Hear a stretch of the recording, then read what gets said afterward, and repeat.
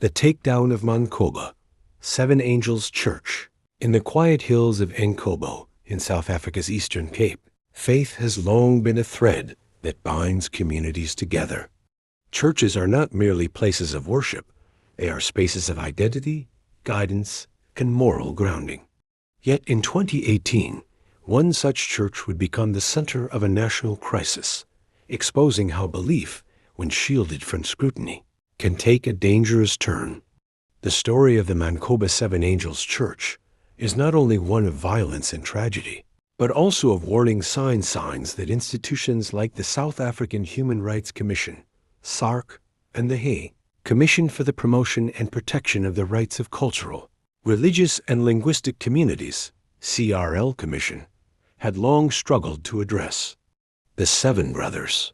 At the heart of the church stood seven Mancoba brothers, figures of immense authority within their congregation.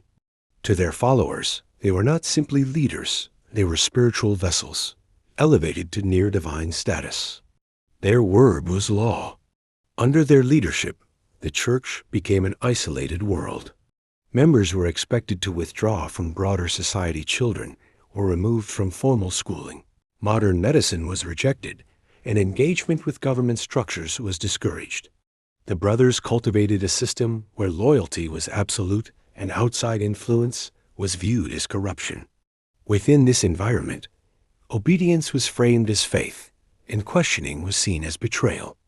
The controversy around the church, concerns about the Seven Angels Church, did not emerge overnight.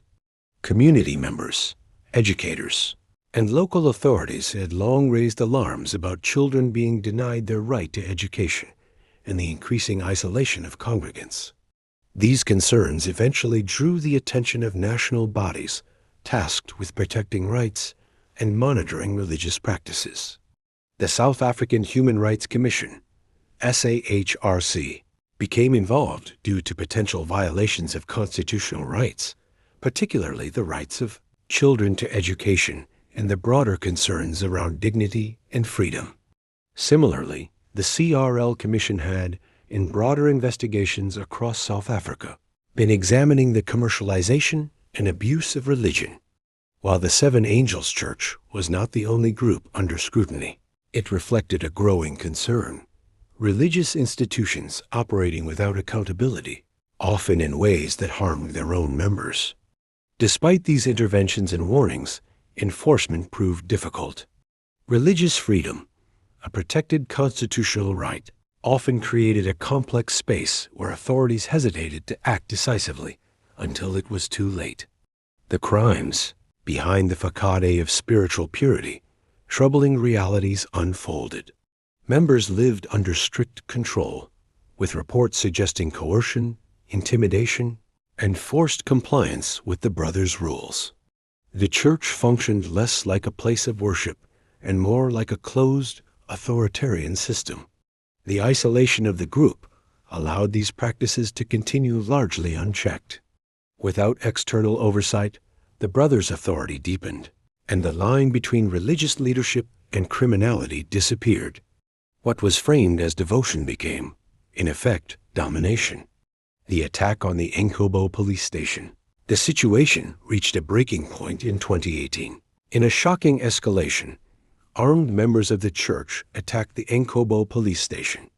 The assault was calculated, and violent officers were killed. Weapons were stolen, and the authority of the state was directly challenged.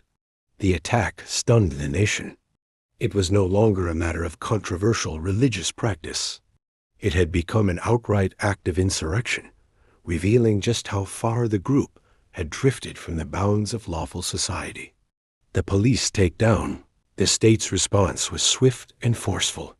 Police units, including specialized tactical teams, moved into the area to neutralize the threat.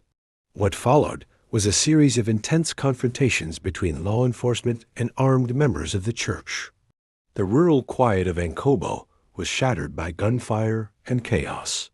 Several suspects were killed during the operation, while others were arrested.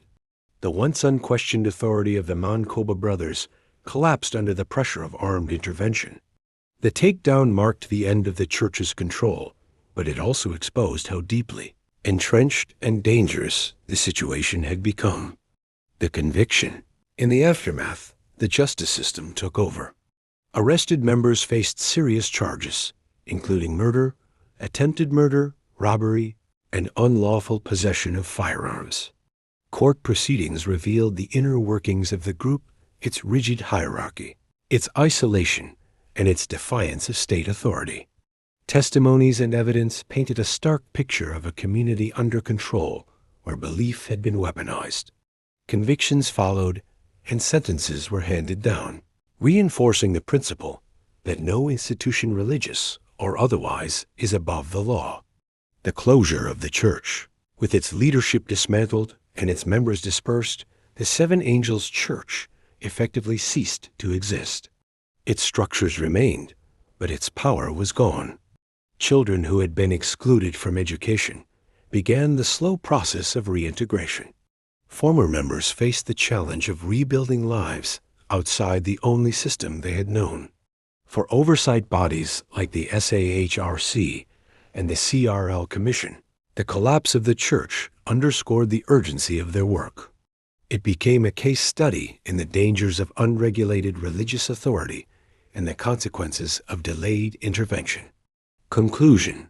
The downfall of the Mancoba Seven Angels Church is a story that lingers not only because of its violence, but because of its lessons. It reveals the delicate balance between protecting religious freedom and ensuring that such freedom is not used to violate fundamental human rights.